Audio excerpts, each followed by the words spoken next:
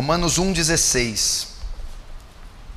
Diz assim a palavra de Deus: pois não me envergonho do Evangelho, porque é o poder de Deus para a salvação de todo aquele que crê, primeiro do judeu e também do grego. Vamos fechar os olhos e vamos orar mais uma vez.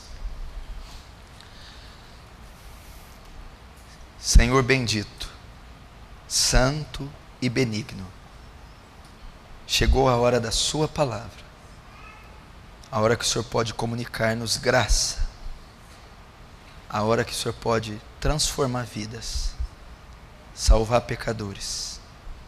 Senhor, eu te peço, fala-nos pelo poder da sua palavra, despeja da sua graça gloriosa e abundante sobre nós, faz abundar sobre cada um dos pecadores. Senhor, salva-nos e seremos salvos, liberta-nos e seremos livres, santifica-nos e seremos santos, transforma-nos e seremos transformados, pois não temos esperança alguma em nossa carne, não temos esperança alguma nesse mundo caído. Tu és a nossa esperança, Tu és nossa torre forte, Tu és o nosso rochedo, a nossa fortaleza, Tu és o nosso advogado. Deus, manifesta o seu amor e a sua graça nesse culto, em nome de Jesus, amém. Presta atenção, nós hoje vamos dar continuidade à série Evangelismo Bíblico. Nós vamos começar aqui junto com a igreja, toda a igreja, o evangelismo. Toda a igreja vai iniciar o evangelismo. O evangelismo é uma ordem da grande comissão, é uma tarefa da grande comissão. A grande comissão está escrita em Marcos 16 e Mateus 28. Portanto, ide e pregai o evangelho a toda a criatura da terra. Isso é a tarefa da grande comissão. Ele comissionou os cristãos a saírem e irem pelos 4 cantos da terra e anunciarem o santo e glorioso evangelho. Quem está incluído na grande comissão? Toda a igreja. É dever de toda a igreja, todo crente em Jesus, nascido de novo, pregar o evangelho.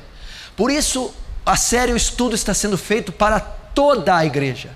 Toda a igreja tem a competência, a incumbência, o dever, a ordem de pregar o evangelho, de testemunhar da morte e ressurreição de Cristo a todas as criaturas da terra.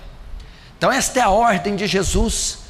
Quando morreu, ressuscitou, esteve 40 dias com os discípulos, antes de ser assunto aos céus, ele passa essa tarefa da grande comissão à igreja, a todos os cristãos.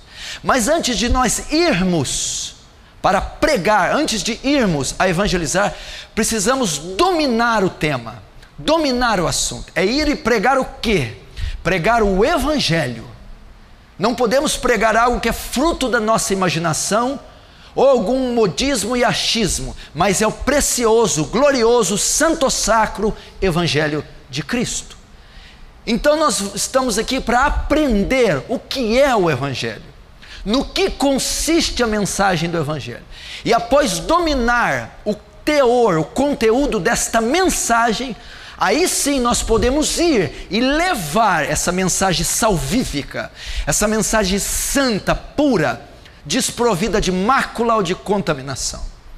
O evangelho, a palavra evangelho vem do grego euangelion, significa boas notícias, a boa mensagem. Essa boa notícia consiste na obra de Deus em salvar o mundo através da morte, sepultamento e ressurreição do seu Filho Jesus Cristo na cruz do Calvário. Então, portanto, ide e levai o euangelion a toda criatura.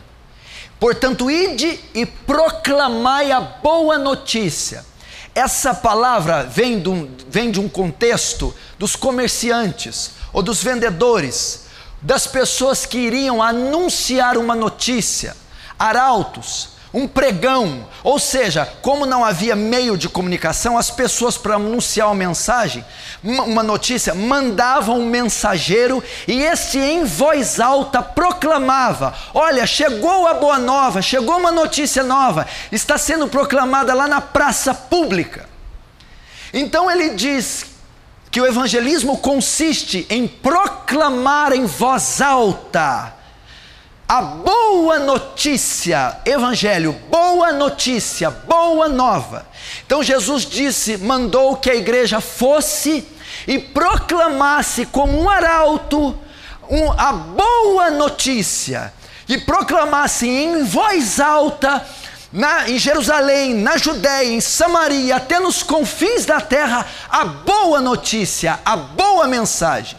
Proclamar a boa notícia, a boa mensagem, é proclamar o evangelho. Mas agora, o que é essa boa notícia? No que consiste essa boa notícia? A boa notícia é que a raça humana estava perdida sob os seus pecados, condenada, baixo a maldição e fadada a sofrer a ira de Deus e o seu juízo no inferno. Mas Deus envia o seu Filho, à semelhança de homem, para viver uma vida pura, justa e sem pecado, e na cruz morre, levando sobre ele nossos pecados, e ressuscitando ao terceiro dia, e subindo aos céus, e ordenando aos homens que todos aqueles que nele crerem e se arrependerem dos seus pecados, tenham os seus pecados cancelados, e agora podem herdar a vida eterna. Essa é a boa mensagem. Não tem nada a ver com carro, casa, caroço, ser feliz, ter namorada. Qualquer pessoa que vem na igreja, que adentra o culto esperando tais coisas, está pecando. Não é o propósito do evangelho. Essa é a mensagem, ok? Do evangelho. O que é o evangelho? Não está escrito aí? É o poder de Deus. Ele não é só uma mensagem, presta atenção.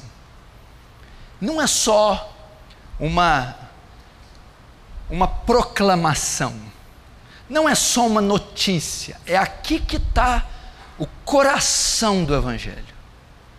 Não é só uma notícia, não é só uma mensagem. Ele é o poder de Deus. Veja comigo, acompanhe. Romanos 1,16: porque eu não me envergonho do evangelho de Cristo, pois é o poder de Deus para a salvação de todo aquele que crê, primeiro do judeu e também do grego. O evangelho é o poder de Deus. Essa palavra poder, presta atenção, é do grego, que significa dunamis, que significa poder inerente, poder que reside numa coisa pela virtude de sua natureza, poder para realizar milagres, de onde se deriva a palavra dinamite.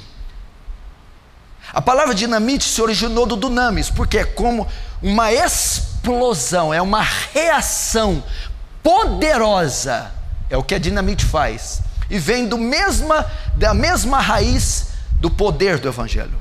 Então a notícia, a mensagem do evangelho não é apenas uma proclamação verbal, ela é a demonstração de poder.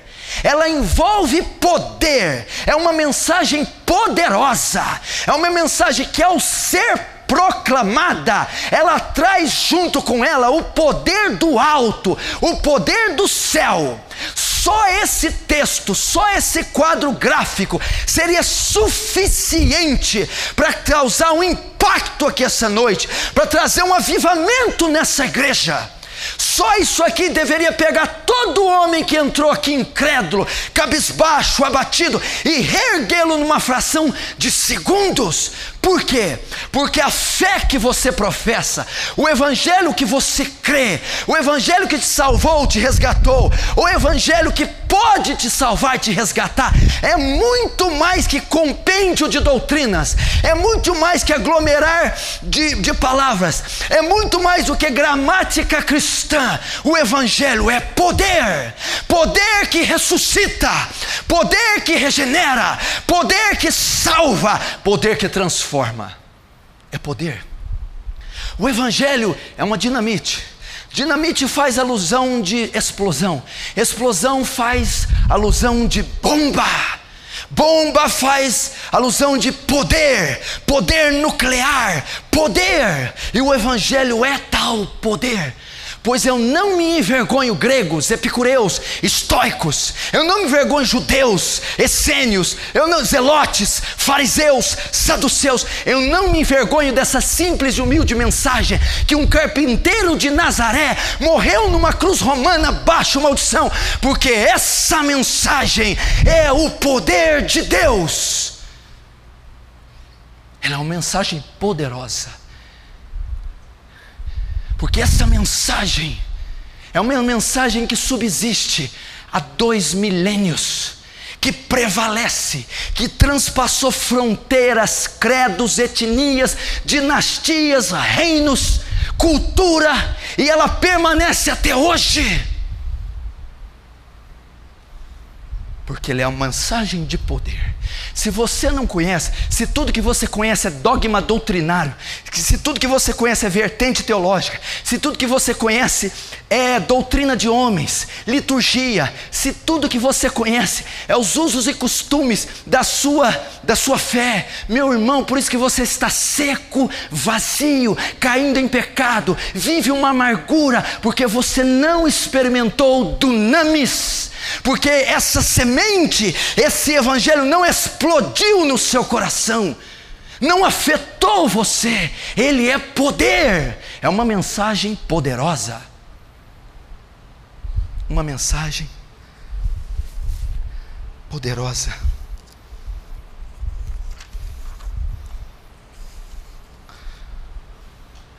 Todas as vezes que você abrir a Bíblia, todas as vezes que você mencionar a morte, ressurreição, a cruz de Cristo, todas as vezes que você pronunciar a palavra evangelho, tome cuidado para não cair para trás. Todas as vezes que você inferir a respeito do evangelho, todas as vezes que você testemunhar na cozinha de casa, no corredor da escola, no recreio da faculdade, na repartição e no balcão, no dentro do automóvel, todas as vezes que sair para pregar sobre um púlpito, nas praças, tenha em mente que você está proclamando o poder de Deus. É uma mensagem poderosa, não é uma mensagem obsoleta, retrógrada, atrasada, não é uma vertente do cristianismo, é o poder de Deus, é o poder do Senhor, é o poder de Adonai, Elohim Yahvé, é o poder de Deus. É uma mensagem poderosa. Você não se anima sabendo que é o poder de Deus. Poder de Deus. É o poder de Deus. Por quê? Poder por causa da incapacidade do homem. Por que o evangelho tem que ser o poder de Deus? Por que ela é uma mensagem poderosa? Por causa da incapacidade do homem de se salvar. Veja em Jó 9, 30, 31. Ainda que me lave com água de neve e purifique as minhas mãos com sabão, ainda me submergirás no fosso, e as minhas próprias vestes me abominarão. ainda que eu tente de todas as formas me purificar, ainda que eu tente fazer obras de justiça, ainda que eu tente fazer uma lobotomia, uma cirurgia de cérebro, ainda que eu tente fazer um transplante de coração, ainda que eu tente tomar um banho de soda cáustica, na tentativa de expiar minha iniquidade, descerei para a fossa, minhas vestes me abominarão. É impossível. Romanos 7, 21, 24, quem está falando é uma criatura de estirpe muito alta, Paulo. Acho então esta lei em mim, que quando quero fazer o bem, o mal está comigo. Miserável homem que sou, quem me livrará do corpo dessa morte? Quem impedirá que eu vá ao inferno? Quando eu tento fazer o bem, eu acabo fazendo o mal. Quando eu não quero fazer o mal, eu acabo fazendo o mal. Como me livrarei? Como me livrarei? A impossibilidade do homem. Olha só, é impossível que o homem se salve. Quando quero fazer o bem, o mal está comigo. Miserável, deplorável, execrável homem que sou, quem pode me livrar? O mal que eu não quero, eu vivo fazendo, e o bem que eu quero, eu não consigo fazer. É impossível. Então o Evangelho é o poder de Deus por causa da condição do homem, por causa da pecaminosidade do homem, por causa da incapacidade do homem se salvar. Por isso é necessário um poder. Veja só um poder divino é capaz de salvá-lo. Deus não abandonou o homem, mas providenciou um meio de salvação através do poder do Evangelho. Através desse poder é possível a salvação do pecador. Você entendeu? Visto que era impossível o homem se salvar, vista que a lei estava enferma por causa do pecado do homem, visto que o homem não tem condição de se purificar, de se santificar, de se justificar, e ele estava perdido, Deus providencia um poder para salvá-lo. Veja só Marcos 10, 27. E eles se admiraram ainda mais, dizendo entre si: quem então pode se salvar? Quem poderá, pois, salvar-se?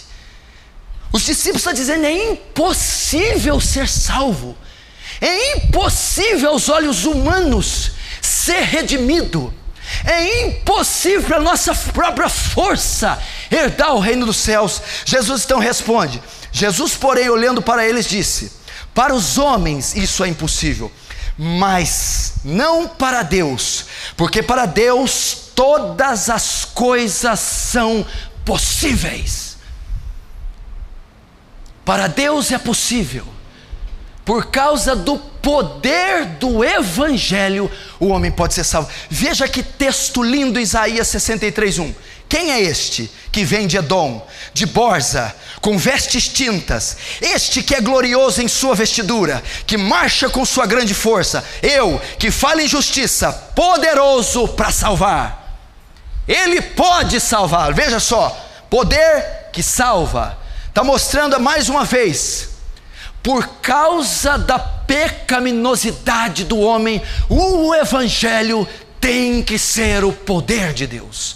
É o único poder que pode salvar, é o único poder que pode transformar. Quem é este que vem de Edom, de Borza, com vestes tintas? É uma alusão ao Rei dos Reis, ao Cordeiro vitorioso, este que é glorioso em sua vestidura e que marcha com a sua grande força.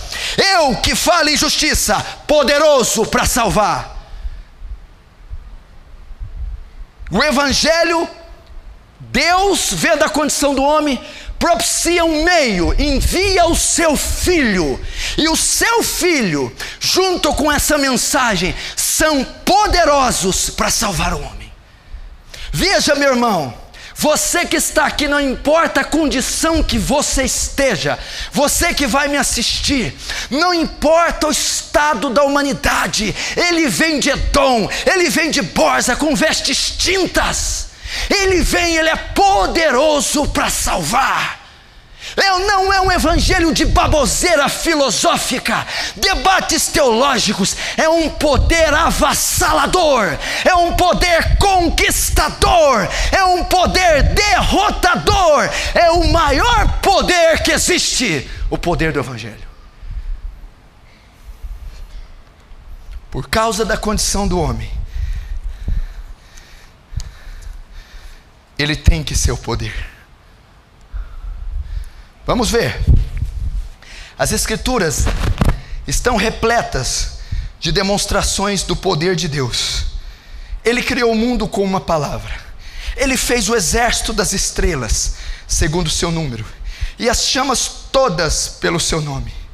Ele separou o mar com o sopro de suas narinas. Os montes se derretem como cera diante do seu poder. Ele brinca com o Leviatã como se fosse um pássaro e o esmaga com seus pés. Não há quem lhe possa deter a mão, nem lhe dizer que fazes. Tal é o poder do nosso Deus. Se você abre as Escrituras no Antigo Testamento, você vai ver manifestações prodigiosas de Yahvé. Você vai ver manifestações gloriosas. A abertura do Mar Vermelho, o maior milagre registrado na história humana. O maná, o pão que se materializava do alto. As roupas por 40 anos que não se gastavam. Pragas no Egito, rocha que exalava água, colunas, poderes fenomenais, profetas que ressuscitavam mortos, coisas tremendas, machado que flutuava na água, leões que fechavam a boca pela intervenção divina, exércitos e tropas inteiras que fugiam ao ruído do estrondo da voz do leão de Judá. Mas mesmo assim, nenhuma dessas demonstrações de poder divino se comparam com aquele poder revelado no Evangelho de Jesus.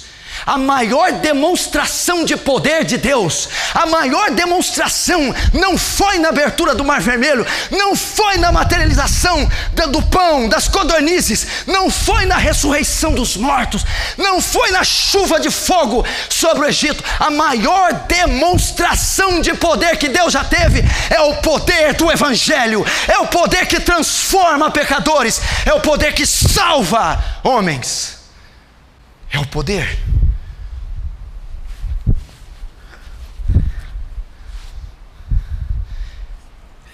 É a maior demonstração de poder. Vamos ver novamente, para você entender. Presta atenção, hein? A palavra grega dunamis, além de aparecer no versículo 16, não me envergonhe do Evangelho, pois é o poder, dunamis, aparece no 16. Ocorre outras 2 vezes no capítulo 1. No mesmo 1. 16 tem dunamis. No verso 4 e 20 também está a mesma palavra, dunamis, para designar poder. Olha lá, Romanos 1,4, declarar o Filho de Deus em poder, em dunamis, segundo o Espírito de santificação pela ressurreição dentre os mortos, Jesus Cristo nosso Senhor. E em Romanos 20, porque as suas coisas invisíveis, desde a criação do mundo, tanto o seu eterno poder, o seu eterno dunamis, como a sua divindade se entende e claramente se vê pelas coisas que estão criadas. Você entendeu? Para falar da ressurreição de Deus, ele usou dunamis. Para falar da criação do universo, ele usou dunamis. As Escrituras estão... É o poder de Deus. O apóstolo Paulo está mostrando no capítulo 1 de Romanos que tal é o poder do Evangelho que se equivale e até excede o poder da ressurreição de Cristo e o poder da criação. Sabe por que ele usou dunamis? Presta atenção. Porque eu não me envergonho do Evangelho de Cristo, pois é poder, dunamis, para salvar. Aqui o dunamis é para ressuscitar Jesus. E aqui o dunamis é para criar o universo. Tudo estão no capítulo 1, 16, 1:4 e 1:20. Sabe o que Paulo está querendo ensinar aqui? Para você ter uma ideia do tamanho, da extensão, da profundidade, do poder do Evangelho. Como que eu entendo quão poderoso o Evangelho é? Quando eu comparo o poder do Evangelho com o mesmo poder que ressuscitou Jesus dos mortos, o mesmo poder que reergueu o Filho de Deus dos mortos, a mesma força, a mesma energia, a mesma dinamite, o mesmo poder que ressuscitou Jesus dos mortos, é o poder que está embutido, incutido, centrado, alojado no Evangelho. É o mesmo poder. E o mesmo poder que ele usou para criar o universo. Você já imaginou a criação, a confecção do cosmos, a criação do universo? O mesmo poder que ele usou, o mesmo poder que existe na criação e na sustentação do universo, dunamis, é o mesmo poder dunamis que está no Evangelho. Tamanho é o poder do Evangelho.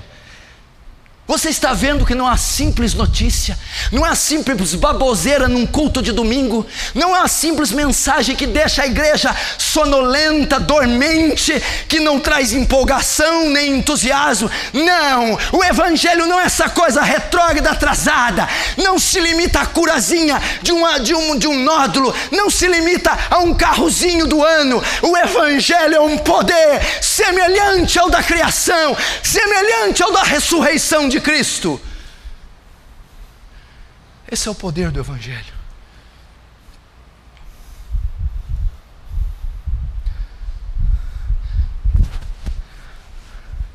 Presta atenção, olhe para mim.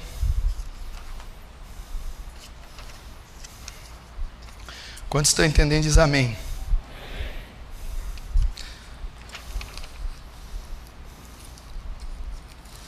A palavra grega dunamis é para que você tenha entendimento. Mas olhe para mim, notem ainda. Quando Jesus ressuscitou no terceiro dia, quando Deus o ressuscita, ele foi ressuscitado sem pecado. Quando Deus cria o universo e toda a sua complexidade, ele cria o universo a partir do nada, a partir de matéria boa. Então ele emprega certa intensidade de poder. Para salvar o homem, a maioria afirma que o poder que ele usa é maior do que o poder da ressurreição de Cristo e do que o poder da criação do universo. Por razão da depravação do homem, é correto crer que o poder que Deus emprega na salvação do homem excede em muito o poder da criação do universo. Por quê? Presta atenção. Pois Deus cria o universo ex nihilo. Isso é uma palavra latina, que significa do nada. Deus cria o universo a partir do nada. Contudo, para salvar um pecador, a obra realizada não se inicia a partir do nada, mas de um homem caído, de uma massa agora corrompida pelo pecado. Logo o poder deve exceder o da criação, e esse é o poder do Evangelho. Por que o Evangelho é poderoso? Vamos lá. Imagina o poder que Deus empregou para criar o universo. Não é? Gênesis 1, no princípio criou Deus os céus e a terra. Do nada, Deus cria as galáxias, Via Láctea, as estrelas, o sistema solar, cria o planeta Terra, os seres vivos, o homem. Imagina, quanto poder, tenta imaginar, ele não usou para criar o universo. O universo tem aproximadamente 4 bilhões de diâmetros de anos-luz. Não é medidas exatas, mas nós sabemos que o universo não é infinito. Infinitude é um atributo que só Deus possui. Então os astrônomos calculam que tem para mais de 40 bilhões de diâmetros de anos-luz. Sabe o que significa? Se você pegar uma nave espacial de uma ponta do universo e ela for até a outra ponta na velocidade da luz, 460 mil quilômetros por segundo, uma nave, um avião que voa 460 mil quilômetros por segundo, para ele ir até na outra ponta do universo, ele vai demorar 40 bilhões de anos. Imagina quanto poder Deus não usou. Só o ser humano tem 60 trilhões de células. Só um de vocês tem 60 trilhões de células. Cada célula, cada uma das 60 trilhões, tem uma fita DNA de 1,70 m de comprimento. Se você amarrar uma fita DNA na outra das 60 trilhões, você dá a volta ao redor do mundo mais de 200 vezes. Só em um ser humano. Você já imaginou quanto poder Deus não empregou para criar isso? Já pensou? Só o código genético de uma ameba, sabe o que é a ameba? É um organismo unicelular, só possui uma célula, é um protozoário. Só o código genético da ameba você preenche mais de 1000 vezes a enciclopédia britânica. Dá 4 bilhões de palavras contidas no código genético de uma amebazinha. Quanto poder Deus não tem para fazer então todas as células, todos os elementos? Só o ser humano tem 100 trilhões de células no seu cérebro. E tem mais de 1 bilhão de células interligadas uma na outra. É impossível fazer uma rede de comunicação do tamanho do cérebro. Quanto poder, estou falando de uma pessoa, um cérebro, uma célula. Imagina todo o universo. Para salvar um pecador, o poder que ele emprega é maior do que da criação. Porque para criar o universo, ele cria do ex nihilo, do nada, não existia nada. Deus estava vivendo na sua solidão, na eternidade, em perfeita harmonia com a Santíssima Trindade. E um dia, num conselho triuno, eles decidem criar o cosmos e criam a partir do nada, e emprega todo o poder necessário para salvar um pecador. O poder é ainda maior, porque para salvar não é a partir do nada, é a partir de um homem caído em Adão, é a partir de uma massa que foi corrompida, é a partir de uma besta, de um animal cheio das piores perversidades. Então este poder que salva o homem, que é maior do que o poder da criação do cosmos, é o poder do santo evangelho, é o poder do glorioso evangelho, é o poder da proclamação da morte e ressurreição de Cristo. Bem-vindo ao evangelho. É o poder.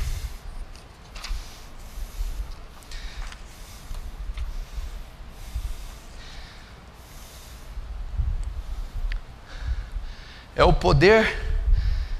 Para quê? Nós estamos vendo que é o poder de Deus. O evangelho é o poder de Deus.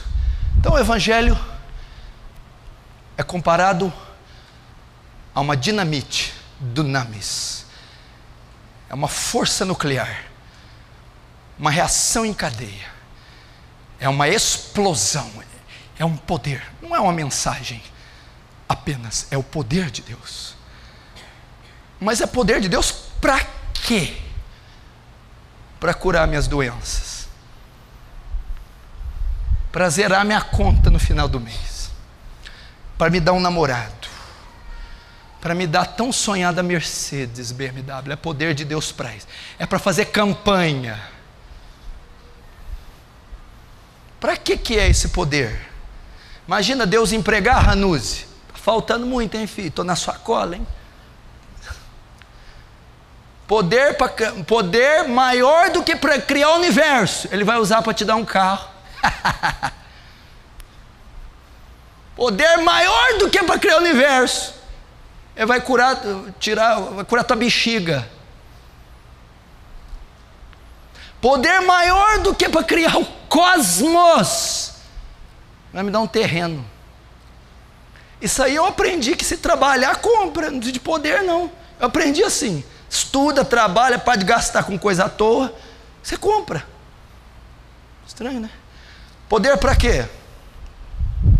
Porque não me envergonhe do Evangelho de Cristo, pois é o poder de Deus para a salvação de todo aquele que crê. O Evangelho é poderoso para salvar o homem. Ele não foi manifestado para outra finalidade, senão para a salvação de pecadores. O Evangelho é o poder de Deus para salvar, do grego soteria, resgatar, livrar do perigo, salvação. O Evangelho é o poder que salva o homem. Olha o que diz Sofonias 3,17: o Senhor teu Deus está no meio de ti, poderoso para salvar. É poderoso para salvar, é poderoso para remir, é poderoso para resgatar. Essa é a função do Evangelho. Nisso consiste o seu poder, em salvar. Poderoso para salvar. Esse foi o propósito da vinda de Jesus. Por que você acha que Jesus veio na terra? Tem pessoas muito equivocadas. Tem pessoas muito equivocadas quanto à vinda de Jesus. Olha lá o propósito, está claro ali, ó. João 3,17. Porque Deus enviou o seu Filho ao mundo, não para condenar o mundo. Tudo bem, Deus, então para que o Senhor enviou Jesus? Para que ele se encarnou? Para que ele nasceu? Para que ele veio no mundo? Para que ele viveu? Por que ele morreu na cruz? Para que ele ressuscitou? Para que ele subiu aos céus? Para que este fosse salvo por meio dele, para que o mundo fosse salvo. Foi para isso que ele veio, só para isso que ele veio, porque ele enviou o seu Filho não para condenar o mundo, mas para salvar o mundo. O Evangelho é o poder de Deus que salva o mundo, que salva o pecador, que resgata, que redime o pecador. Esse é o poder contido no Evangelho. Então você está aprendendo aqui, antes de você evangelizar, que quando você sair à ofensiva, você tem que ter em mente que este Evangelho é poderoso, que essa mensagem é munida de poder, que essa mensagem tem poder, e poder de salvar quaisquer que sejam os pecadores.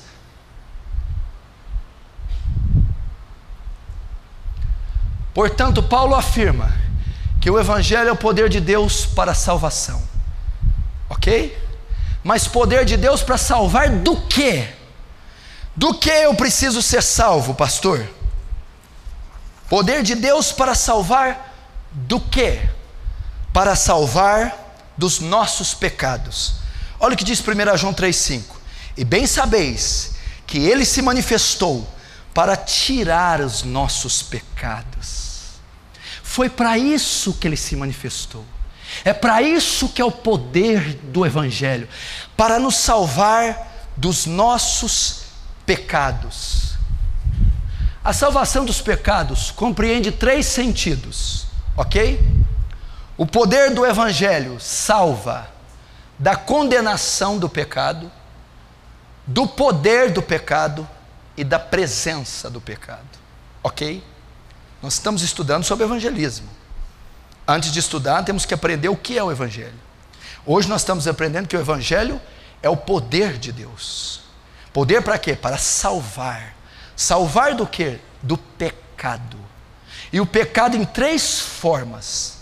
Então o Evangelho te salva da condenação, da culpa do pecado. O Evangelho te salva do poder do pecado. E o Evangelho te salva da presença do pecado. Uma vez que Adão pecou, o homem é culpado pelos seus pecados. O homem é dominado pelos seus pecados, e o homem está condenado a viver com seus pecados. O Evangelho destrói a culpa do pecado, destrói o poder do pecado e retira a presença do pecado. E esses todos são a causa do homem ir ao inferno. Por quê? Porque o pecado lhe traz culpa, porque a prática do pecado lhe traz condenação, e a presença do pecado traz morte. Vamos ver. Então lá, o Evangelho é o poder de Deus para a salvação, poder para salvar do pecado. Primeiro, o Evangelho é o poder de Deus que salva da condenação do pecado. É o que nós chamamos de justificação. Leia lá, Romanos 5:1. Tendo sido, pois, justificados pela fé, temos paz com Deus, por nosso Senhor Jesus Cristo. No momento em que o pecador crê no Evangelho, ele está livre da condenação, da culpa, do pecado. É o que chamamos de justificação. Através deste ato, Deus nos considera justos diante dele mesmo, com base nos méritos de Cristo. Então o Evangelho é o poder que te livra da culpa do pecado. O pecado traz culpa, o pecado traz condenação. O pecado é como um crime e uma sentença que te condena.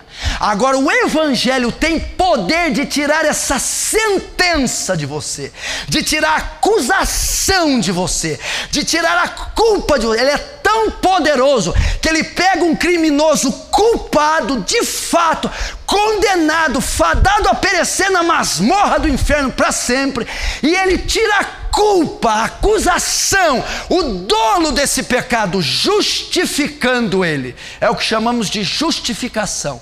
O Evangelho é poderoso para justificar você. O que é isso? Declarar você legalmente justo diante de Deus. Quando você crê. Quando você crê, o poder do Evangelho te alcança de tal maneira que pega toda a sua sentença, toda a sua culpa, todos os seus crimes, todos os seus pecados e os anula. Tira a sentença de morte, rasga a escrita de dívida, cola ela na cruz e te considera justo. Esse é o poder do Evangelho, poder que tira a culpa. Agora você não tem mais culpa. Olhe lá, Romanos 5,16. Porque o juízo veio de uma só ofensa, na verdade para a condenação, mas o dom gratuito veio de muitas ofensas para a justificação. Romanos 8,1. Depois que você é justificado, olha só, portanto agora nenhuma condenação há para os que estão em Cristo Jesus. O Evangelho tira toda a culpa que você tem, e uma vez que você crê, Romanos 8 está sobre a sua cabeça. Portanto agora, que hora? Depois que você creu, depois que o Evangelho te alcançou, depois que o Espírito Santo te transformou, agora toda a culpa do pecado foi tirada. Portanto, nenhuma condenação está sobre você, nenhuma condenação há para os que estão em Cristo, porque a culpa foi destruída pelo poder do Evangelho.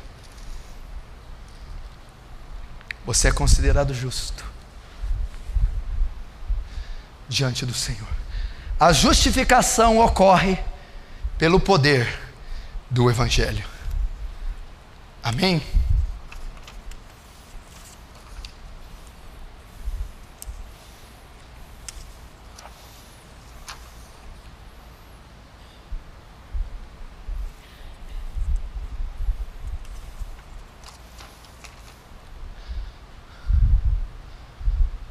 Qual poder tem a capacidade de fazer isso com você?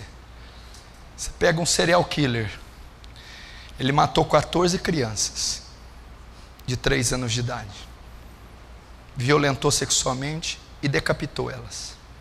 Ele é pego, confessa o crime, é considerado a prisão perpétua, depois a pena de morte, cadeira elétrica, injeção letal. Quem tem poder de anular o crime desse homem? Não, pastor, um juiz pode soltar, mas a culpa está sobre ele ainda. Agora você não matou 10 crianças estranguladas.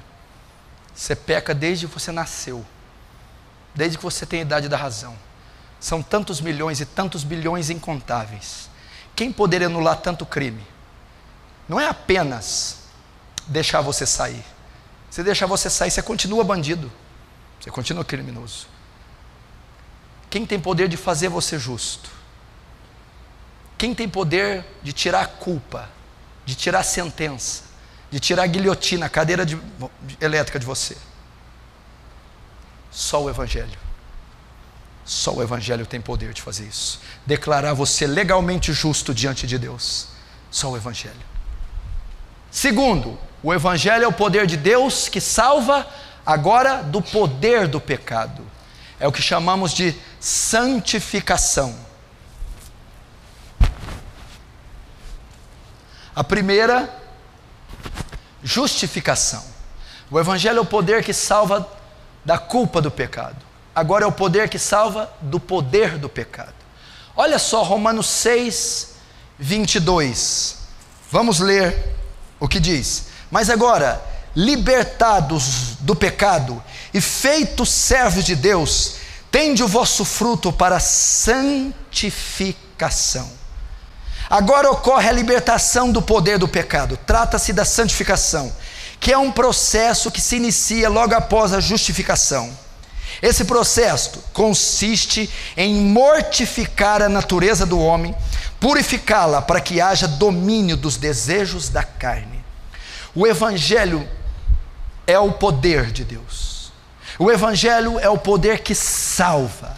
O Evangelho é o poder que salva dos pecados. O Evangelho é o poder que salva da culpa dos pecados. E o Evangelho é o poder que salva do poder, do domínio do pecado. O domínio que ele exerce sobre o homem. Aquilo que faz o homem a transgredir, a cometer os atos mais descarados. Aquilo que faz o homem matar, roubar, cobiçar, adulterar, prostituir, odiar. O Evangelho tem poder de dominar, subjugar, restringir a força, a atividade do pecado em você. Isso se chama santificação. O poder que justifica tira a culpa. É o poder que santifica tira o poder do pecado. É o poder do Evangelho.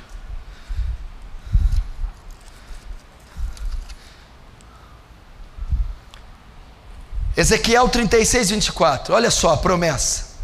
E vos tomarei dentre os gentios, pregação do Evangelho. Então aspergirei água pura sobre vós, e ficareis purificados de todas as vossas imundícias, e de todos os vossos ídolos vos purificarei. Essa é uma promessa da nova aliança em Ezequiel, da salvação de um pecador, que ele resgataria o pecador da sua condenação, justificação, mas que borrifaria, aspergiria água limpa, água pura no pecador, e o purificaria, o limparia das suas imundícies e dos seus ídolos, do seu pecado. Esse processo chama santificação, o poder que destrói o poder, o domínio do pecado em você. Santificação. Veja esse texto de Levítico, que tremendo. Levítico 21:8. Portanto, o santificarás, porquanto oferece o pão do teu Deus. Santo será para ti, pois eu, o Senhor que vos santifica, sou santo. Santificação. A santificação ocorre pelo poder do Evangelho. Você já viu os templos monásticos, os mosteiros, os monastérios? Monges tibetanos que ficam em castelos em milhares de quilômetros, em terras longínquas daqui. Esses monges vão para atingir uma espiritualidade. Eles se flagelam, se martirizam, se punem, cinto de castidade, fazem de tudo, não conseguem diminuir 1 milímetro a sua pecaminosidade.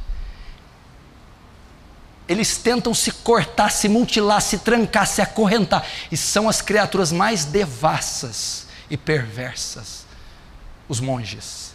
Por quê? Porque só o poder do Evangelho destrói o domínio do pecado. Só o poder do Evangelho segura a volúpia do pecado. Só o poder do Evangelho restringe, subjuga, mortifica, domina o poder do pecado, os desejos da carne. E o Evangelho faz isso. Terceiro, vamos ver do que mais o Evangelho nos livra. O Evangelho é o poder de Deus que salva, agora da presença do pecado.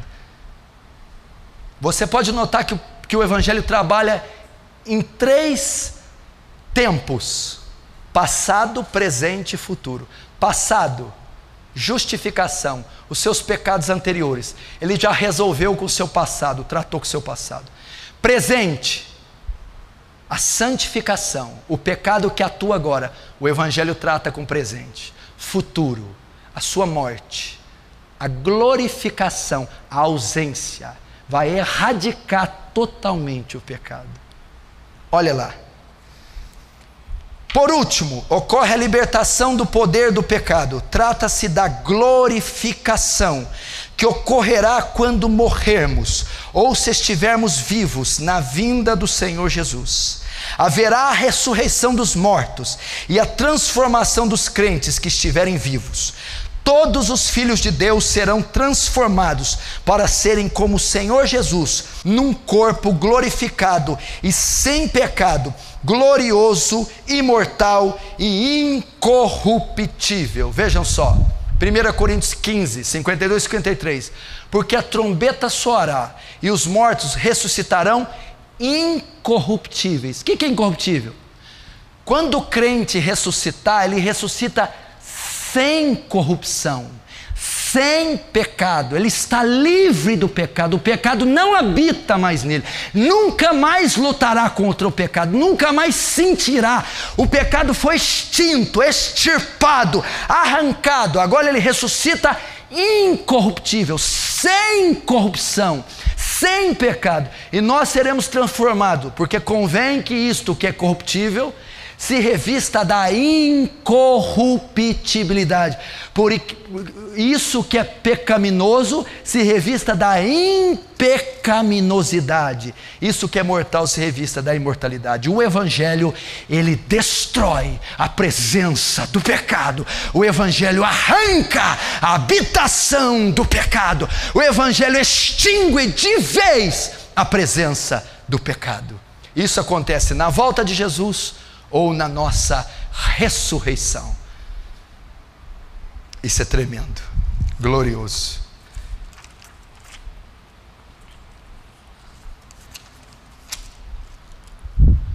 Romanos 8,30 diz a sequência, olha lá. E aos que predestinou, a esses também chamou. E aos que chamou, a esses também justificou. E aos que justificou, a esses também glorificou. Esse é o poder do Evangelho.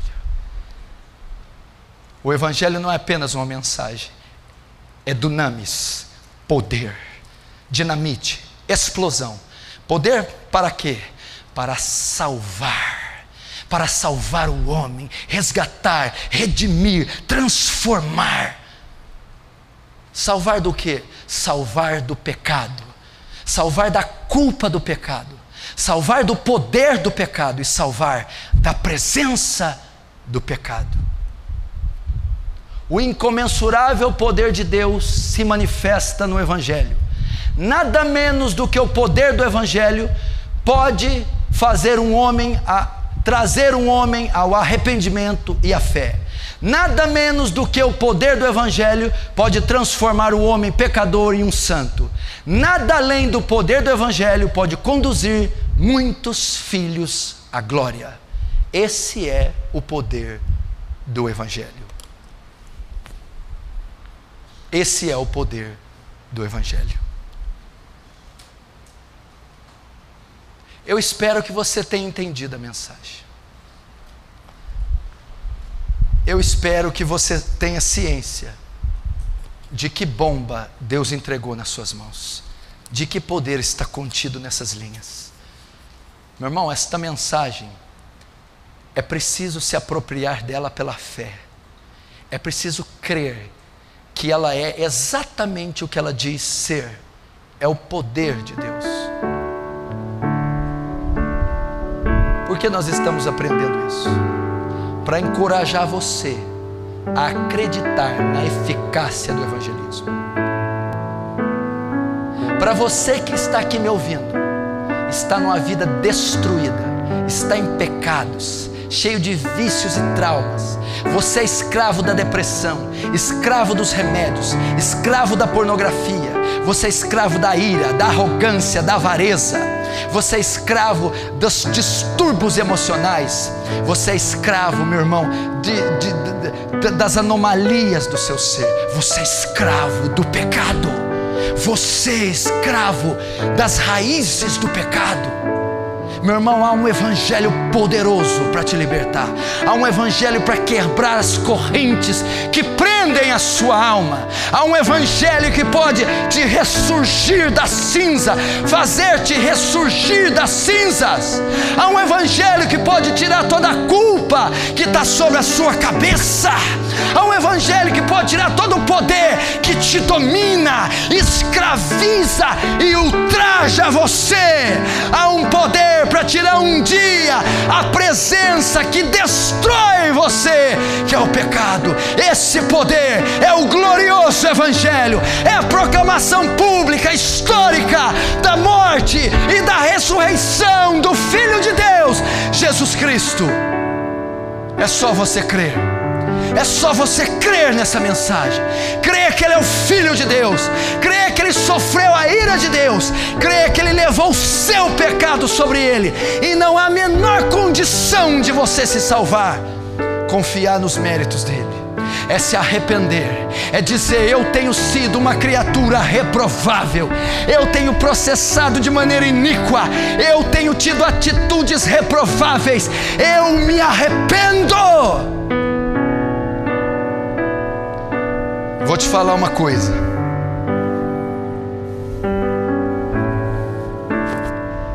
Eu converso com gente, eu aconselho gente, eu disciplino gente, eu discipulo gente, eu exorto gente. Uma das coisas mais raras de se ver ultimamente é o arrependimento. Não vejo pessoas se arrepender. Eu não vejo pessoas em lágrimas confessarem o seu pecado com toda a força. Tudo que eu vejo é desculpas e justificativas esfarrapadas. Mas não há aquilo que houve no filho pródigo. E ele, caindo em si, disse: Pai, eu pequei, não sou digno de ser chamado teu filho, trata-me ao menos como um dos seus empregados. Eu pequei, eu sou vil, eu sou assassino, eu sou um adúltero, eu pequei. Só vai haver mudança na sua vida se tiver arrependimento. É a coisa mais rara de se ver. O marido só vem para justificar as falhas com a esposa. A esposa só vem para justificar e pôr a culpa. Os filhos, os irmãos, os obreiros, tudo algum terceiro teve culpa. Tudo tem um porém, um mas, um então. Mas não há gemidos. Eu estou dizendo de arrependimento visceral. Visceral. Dizer eu me arrependo, é dizer eu confesso, eu não sou digno, eu não mereço, eu não sou inocente, eu sou culpado. Então esse poder penetra, perscruta, esse poder desmonta, mói, esse poder mata e faz outro. Às vezes você me procura e você conta 100 pecados.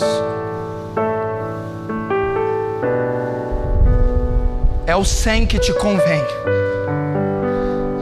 mas os 10 que te comprometem você não conta. Não está arrependendo coisa nenhuma, não está confessando coisa nenhuma.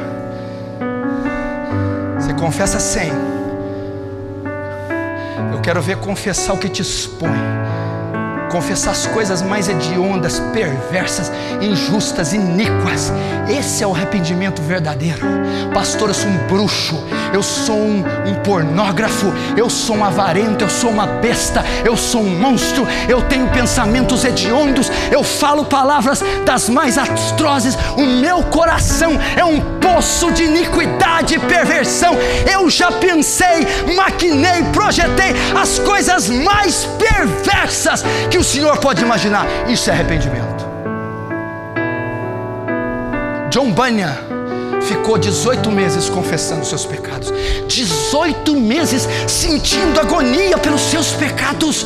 18 meses tendo convicção, batendo no peito. Você se lembra da pregação de David Wilkerson lá em Nova York? Você se lembra de Nick Cruz com a sua gangue e o Willie, um marginal assassino, dizendo: Jesus, Jesus, Jesus, Jesus, Jesus, Jesus, Jesus, arrependendo-se, chorando, marginais, assassinos, viciados, chorando, dizendo: Jesus, Jesus, arrependendo-se.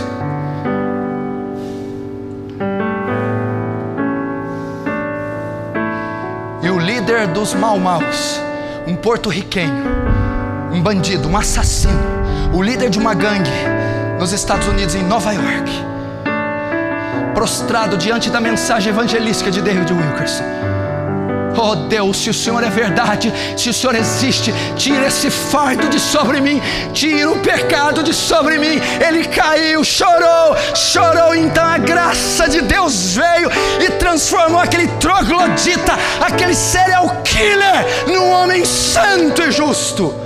Esse é o poder do Evangelho.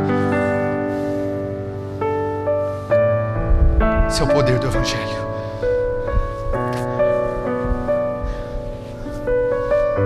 Arrependimento.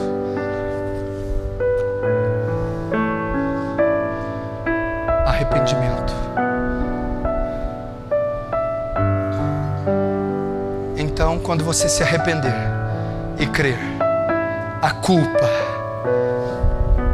é removida, o poder é arrebentado e a presença é retirada para sempre. Porque essa mensagem é poderosa. Glória a Deus, é a maior mensagem de todos os tempos. Ah, proclame em voz alta: um Salvador nasceu em Sião. Ah, morreu debaixo de uma cruz romana, sem pecados, mas assumindo a forma de pecado. Ao terceiro dia, as ânsias da morte não puderam deter, e ele ressurgiu glorioso, e por mais de 40 dias deu testemunhas da sua ressurreição.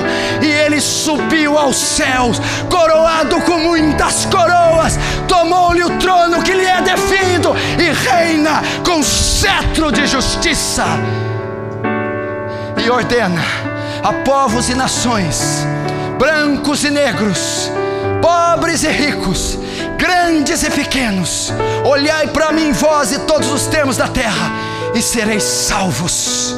Arrependei-vos e credes no Evangelho, para que venham sobre vós tempos de refrigério. Esse é o Evangelho. Feche os seus olhos, curve a sua cabeça, reflita a tua vida agora. Faz uma reflexão da tua vida. Faz agora.